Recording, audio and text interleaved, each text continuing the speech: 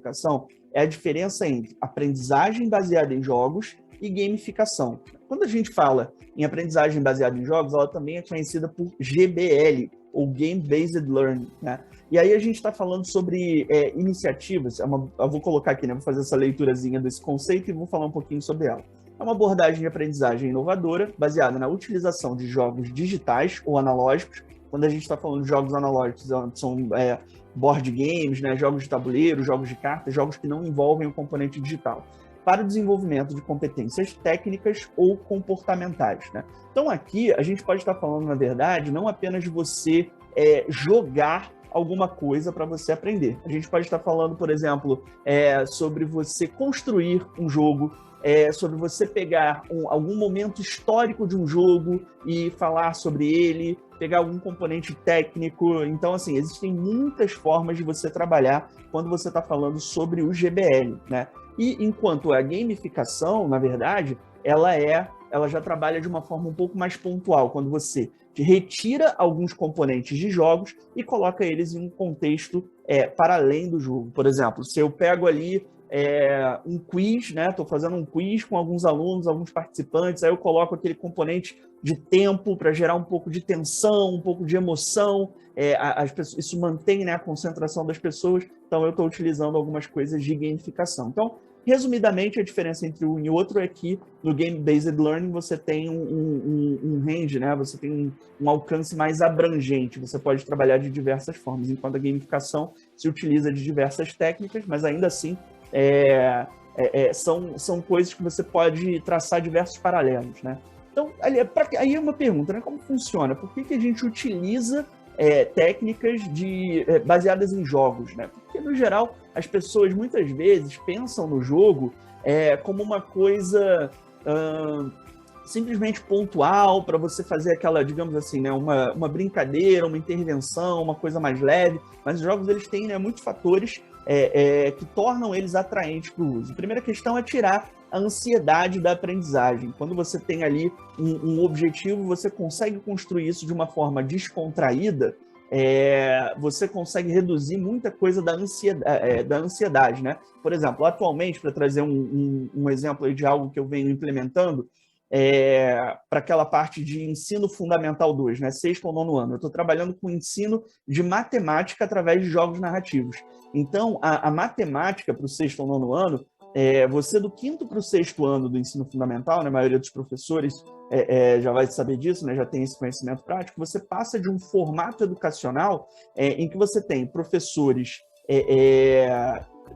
com um conhecimento geral, né, que vão estar ali ensinando algumas disciplinas de matemática, de língua portuguesa, entre outros, e você passa para professores especialistas, né? Você tem ali uma quantidade maior de disciplinas, então você já vem com história, geografia, arte, né? Então, assim, o número, a forma como o aluno compreende a aprendizagem já dá uma boa alteração, né? E fora que é uma idade também que estão acontecendo muitas mudanças, né? Ou seja, esse período do ensino fundamental 1 para o ensino fundamental 2 é algo que acompanha um certo nível, né, de tensão, de apreensão, né, pelas questões de conteúdo, questões de autoestima, muitas outras coisas que são envolvidas para além da matemática em si, né? Então, o fato de você ter ali um universo de jogo ajuda a tirar essa ansiedade. Segundo, que ele estabelece, né, objetivos claros.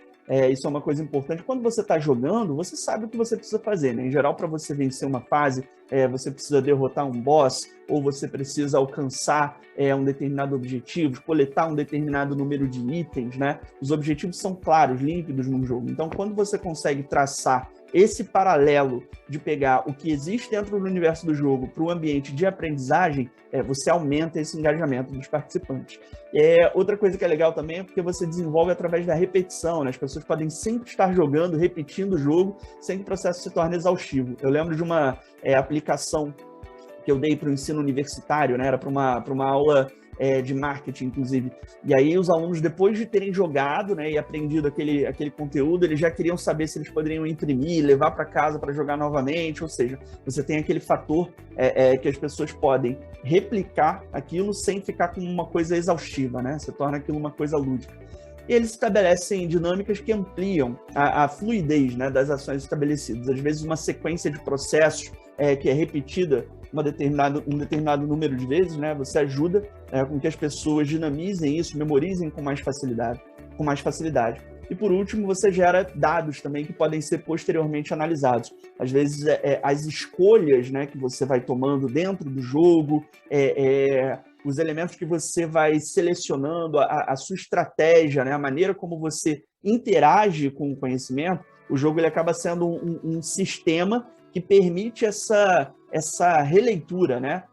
Então, por exemplo, se num determinado momento, dando mais uma vez esse exemplo, né, da matemática que eu falei, e aí eu estou ali jogando com um aluno e aí ele está tem ali alguma dificuldade na parte de operações com números naturais, né, que é uma coisa que acontece muito. Às vezes um aluno de 8º ano que vai estar com conhecimento, com dificuldades que são do 6º, alunos do 6º com dificuldades do 4º, então você consegue através disso detectar aonde está o problema e aí você consegue trazer uma solução.